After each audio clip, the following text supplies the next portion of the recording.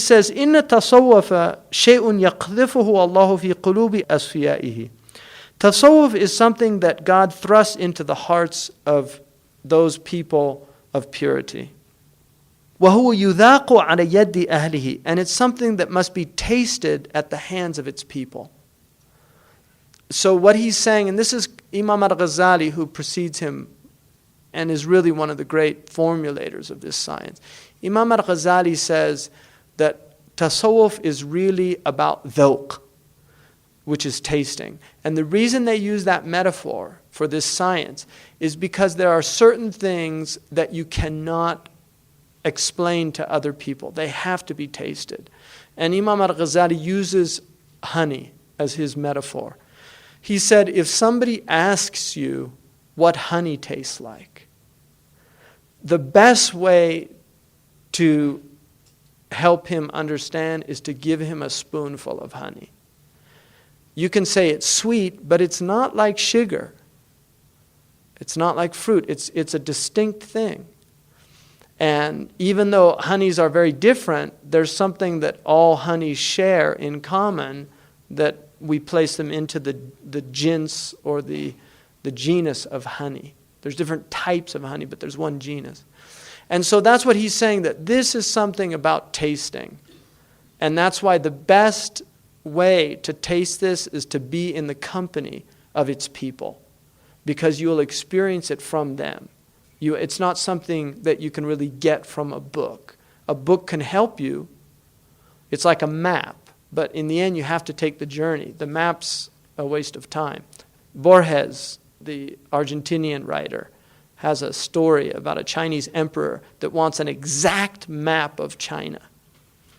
And so every map they bring him, it's completely inadequate. So finally he decides to lay paper across all of China. So it's an exaggeration about the nature of maps. They're limited.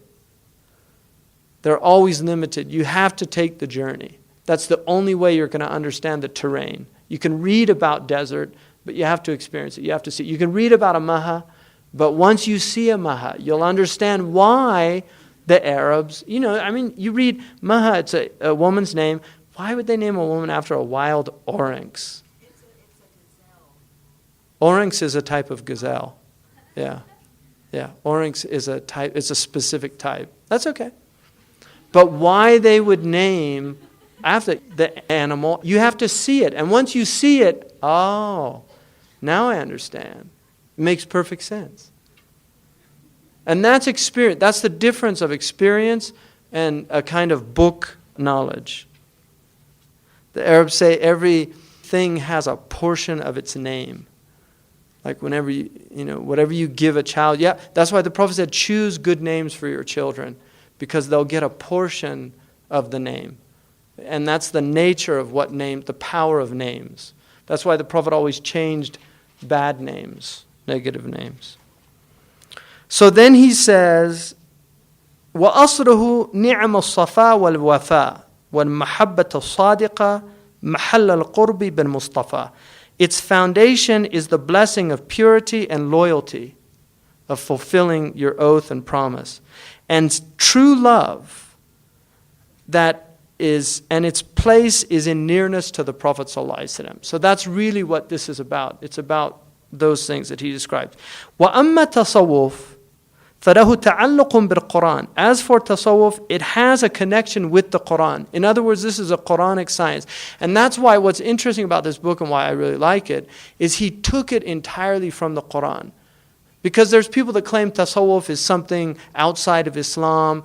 They borrowed it from the Hindus, they borrowed it from the Buddhists, they borrowed it. And there's some truth to those elements. There's definitely within some of the turuq of the Sufiya, they borrowed things from other traditions. That's just fact. But the science is a Quranic science. And that's why he wrote this book, to really show that. لما ورد في القرآن من المعارف الإلهية ورياضة النفوس وتنوير القلوب وتطهيرها باكتساب الأخلاق الحميدة واجتناب الأخلاق الذميمة.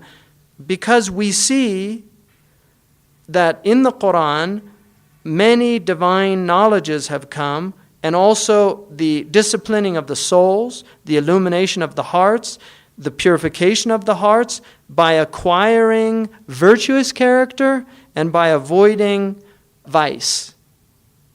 So this وَقَدْ تَكَلَّمَتْ الْمُتَصَوِّفَةُ فِي تَفْسِيرِ الْقُرْآنِ. And the Sufis spoke and interpreted the Quran themselves. So they spoke about tafsir al-Quran.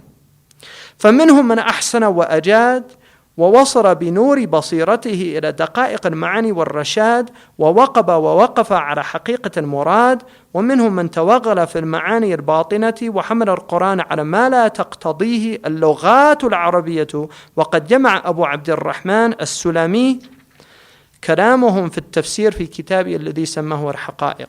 So some of them made their own tafsir, and some of them sunk deeply into this and arrived at realities of the Quran, their desired realities. And among them are those who got tawaghala is to really get stuck in esoteric meanings, and they basically attempted to explain the Quran in ways that the Arabic language does not allow. So they went beyond the boundaries.